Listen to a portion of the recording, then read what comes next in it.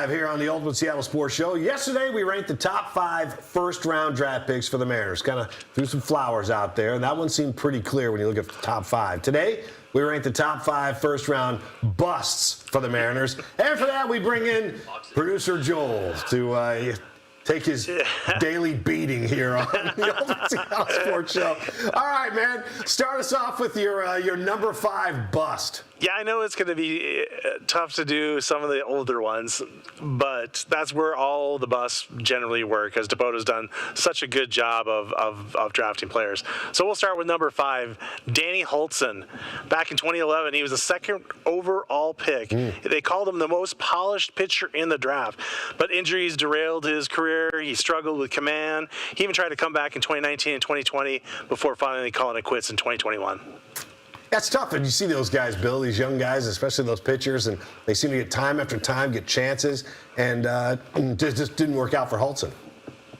Yeah, I think Hultzen was going to be a big leaguer. He just got injured, and he hurt his shoulder once and hurt it twice, and it just stole all of what his magic was as a power pitcher, and it just too much to overcome. So I don't think it was really like they misread him or he didn't have the right drive. He was a smart kid from Virginia. It should have worked out. Yeah. All right. It's too bad he wasn't in this Mariners iteration of the Mariners. Maybe, because they always do a great job with their pitchers. Right. Yeah. Your number 4 really jumps out. Number 4, Jeff Clement, the catcher out of USC. They thought he was the catcher of the future. The next Dan Wilson. 6 of the first 7 overall picks in that draft were all-stars. Jeff Clement, who went 3rd overall, was not. You know, I remember Clement and stories from him in high school, and I mean, the guy was hitting in his barn, just constantly working 24/7, and you know, he was basically groomed to be a big leaguer. Bill, I don't know if you remember much about Clement, but I think the bat was real, but he couldn't catch. And you got to be able to play the position, and catching is an important spot. He couldn't throw. He didn't have the game behind the plate. It was a giant swing and the miss when you think about the talent that was available around Clement at the time.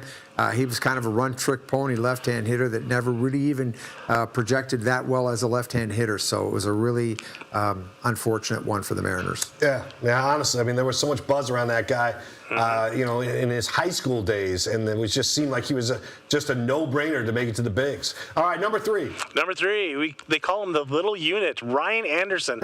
Back in 1997, the 6'10 left-hander. They thought he was the next Randy Johnson, but he didn't. He wasn't. 5 straight years, he was Baseball America's number 1 prospect for the Mariners. But just like Danny Hultzen, injuries plagued his career, and last we heard, he's a chef somewhere down in California. That's good. You got to make that next step. Yeah. I mean, you know, but Anderson is another guy who they got out of high school. He came in. I mean, he was throwing super heat in high school as a prep pitcher, and you had to wonder, you know, how much of his arm was left, Bill. I mean, what do you remember about Ryan Anderson? Oh, he blazed on the scene, and he thought he was going to be the next Randy Johnson. But what people understand, it's just because you're 6'10 and throw hard doesn't mean you're going to be Randy Johnson. Randy Johnson had some real strong competitiveness and fire to make himself great. And Ryan Anderson was immature, and that immaturity spilled over into his work ethic, and that's the reason why he didn't pan out. Yeah, Randy's a one of a kind. It's hard to duplicate something like that. Right. Yeah, I think everybody here was hopeful he would be the next Randy for sure. All right, number 2. Number 2, we got Evan White. It's the only miss I consider in Jerry Dipoto's 10 seasons of being with the Mariners. And it's not even really his fault. I think it was his rookie year when he got called up. He was a Gold Glove winner. He injured his hip, and he just was never the same. You know, he's still in the minors, I think. No, he's a free agent. That's right.